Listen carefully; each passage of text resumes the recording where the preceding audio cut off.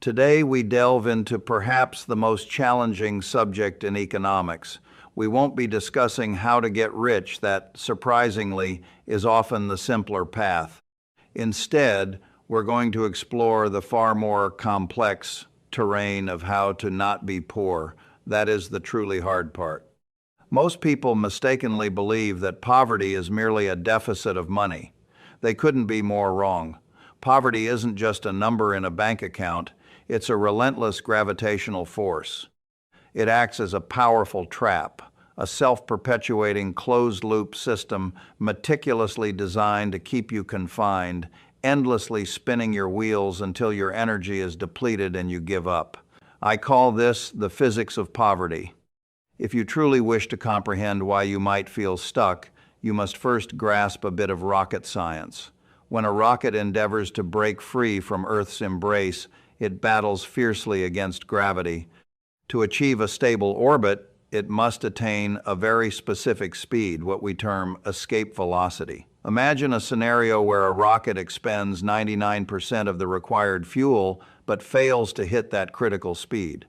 Do you know what happens then? It doesn't travel 99% of the way to the moon. Instead, it inexorably falls back to Earth, often resulting in a catastrophic crash. This stark reality precisely mirrors the experience of the working class. You labor diligently, manage to save a modest sum, and genuinely try to climb out of your precarious situation. You ascend halfway up the wall, only for something inevitably to occur. Your car breaks down, you fall ill, or your rent unexpectedly skyrockets. Gravity, swift and unforgiving, kicks in. Because you haven't reached that crucial escape velocity, you plummet all the way back to the bottom. In fact, you often fall even lower than before, now burdened by discouragement, exhaustion, and less fuel for your next attempt. This is precisely why simply working a little bit harder doesn't yield results within the physics of poverty. Linear effort in this system often produces zero net progress. To truly break the gravitational pull, you require exponential effort. You must understand that the system isn't rigged against you due to some grand conspiracy, but rather because of fundamental mathematics. Poverty, paradoxically, is incredibly expensive. When you are poor, nearly everything costs more. You lack the capital to buy in bulk, forcing you to pay a significantly higher unit price for essential groceries. You can't afford robust, high-quality boots, so you purchase cheap ones that disintegrate within a year. You cannot afford a good dentist for preventative care, so you wait until a tooth rots, ultimately paying a hefty sum for a root canal. This phenomenon is famously captured by the Vimes Boots theory of socioeconomic unfairness. The system, in essence, levies a penalty for your poverty. It charges you late fees, overdraft fees, and exorbitant interest rates because you're perceived as a higher risk. In essence, you are running a strenuous race with a heavy backpack, while the wealthy enjoy the luxury of running with the wind at their backs. And here lies the most insidious danger. Poverty isn't merely an external condition, it becomes deeply internal. When caught in this trap for an extended period, it fundamentally alters your brain. It literally rewires your neural pathways, thrusting you into a perpetual state of fight or flight. Your IQ, quite literally, experiences a measurable drop. You cease planning for a decade from now and begin to obsess over the next 10 minutes. You become reactive, not proactive. This forms the vicious poverty loop. Low income leads to stress. Stress leads to poor decisions. Poor decisions lead to a lack of assets, and a lack of assets perpetuates low income. Round and round it spirals, a perfectly vicious circle. But there is a way out. The laws of physics, even in this context, can be overcome if you generate sufficient force. In this discussion, we are going to reverse engineer this trap. We will meticulously examine the 5 specific chains that are binding you down. We'll explore the scarcity tax that drains your cognitive bandwidth, the dopamine trap that surreptitiously steals your cash, and the linear income trap that wastes your precious time. Finally, I will show you precisely how to construct your own engine, how to generate the necessary escape velocity to leave the oppressive atmosphere of poverty behind forever. Once you successfully break orbit, everything transforms. The debilitating friction disappears, a profound silence settles, and you finally achieve true flight. But first, we must survive the launch. Let's begin the countdown as we enter the first loop, which I call the scarcity tax. Most people harbor the naive belief that simply giving a poor person money will solve all their problems. Yet, consider lottery winners. Often, despite receiving millions of dollars, they are broke again within 3 years. Why? Because poverty isn't merely a lack of cash, it's fundamentally a lack of cognitive bandwidth. A renowned study conducted by Sendil Mullainathan at Harvard revealed a profound truth. When your mind is consumed by pervasive financial stress, when you're constantly worrying about how to pay the rent or fix the car, your effective IQ plummets by a staggering 13 points. To put that into perspective, this is the same cognitive impairment as going without sleep for 24 hours or being a functional alcoholic. This means that when you are poor, you are literally operating with a damaged processor. You are attempting to solve intricate, long-term problems with a brain that is locked in survival mode. You cannot adequately envision the future because you are entirely preoccupied with battling the relentless demands of the present. This is the essence of the scarcity trap. With severely limited bandwidth, you inevitably make suboptimal decisions. You take the high-interest payday loan because you desperately need cash now. You buy unhealthy fast food because it's cheap and quick now. You are not inherently stupid, you are simply utterly exhausted, and the system is acutely aware of this. The system, in fact, ruthlessly exploits this vulnerability. Allow me to elaborate on the Vimes boots theory. It illustrates this perfectly. A wealthy individual can afford to invest in a pair of premium quality boots for, say, $50. Those boots will reliably last them for 10 years, making their annual cost a mere $5.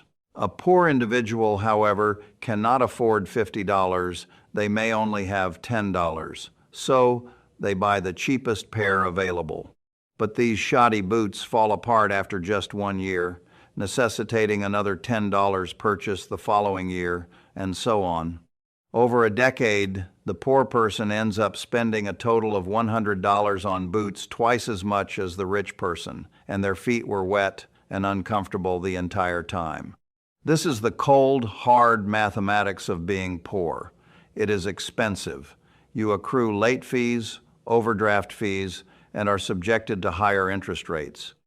You are forced to buy small quantities of toilet paper because you cannot afford the bulk pack, ultimately paying more per sheet. The system, in essence, charges you a premium for your lack of capital.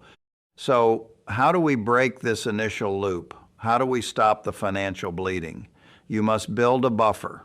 Your primary financial objective is not to get rich, not to acquire a house, and not to invest in the stock market. Your sole, immediate goal is to save $1,000 or even just $500. Deposit this money into a separate account and, crucially, do not touch it. This money isn't for spending, it's for buying back your brain. When you possess this buffer, a car breakdown becomes a mere inconvenience, not an existential disaster. With a buffer, you are liberated from the necessity of taking out a payday loan. You no longer have to pay the scarcity tax. You transition from merely reacting to emergencies to actively managing them. That $1,000 provides you with something far more valuable than gold. It buys you cognitive bandwidth. It restores your IQ. It allows you to sleep soundly. It empowers you to lift your gaze from the ground and finally perceive the horizon. Most people attempt to leap directly into investing, entirely skipping this vital preliminary step. They are, in essence, trying to construct a skyscraper on a swamp. You must first drain the swamp, You must build the buffer. You must buy the boots that will last 10 years. This demands sacrifice and will likely entail some temporary discomfort. For a few months, you might have to live like a monk, but you are doing it for an incredibly important reason. You are buying your freedom from the scarcity tax.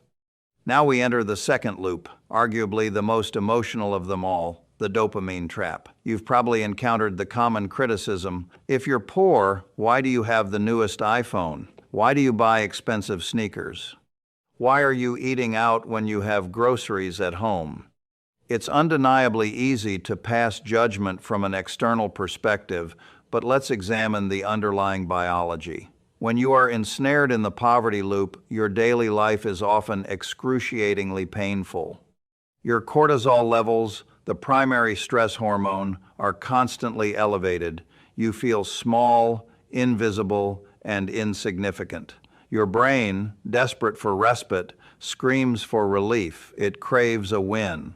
So, when you walk into a store and acquire that new pair of shoes or that branded handbag, your brain instantaneously releases a potent hit of dopamine. For a few fleeting minutes, the pain subsides. For those brief moments, you feel successful. You feel like you matter. This isn't merely spending. It's a form of self-medication. You are utilizing consumption as an anesthetic to numb the chronic pain of your harsh reality. But herein lies the cunning trap. The relief is unequivocally temporary, yet the debt it incurs is permanent. The dopamine rush fades within 20 minutes. The credit card bill, however, can linger for 20 years. This highlights the fundamental divergence in how the rich and the poor perceive money. The poor primarily view money as a means to purchase pleasure. The rich, conversely, see money as a powerful tool to acquire freedom. When a poor person obtains $500, their immediate thought is often, what can I buy with this? When a rich person receives $500, their question is fundamentally different. How can I invest this? This distinction brings us to the concept of assets versus liabilities. An asset is something that puts money into your pocket. A liability is something that takes money out of your pocket. If you purchase a designer purse, that is a liability. It begins to lose value the very moment you exit the store. If you buy a share of stock, that is an asset. It works tirelessly for you even while you sleep. Most individuals caught in the low-income trap are drowning in liabilities. They possess the flashy car, the trendy clothes, numerous subscriptions, and an array of gadgets.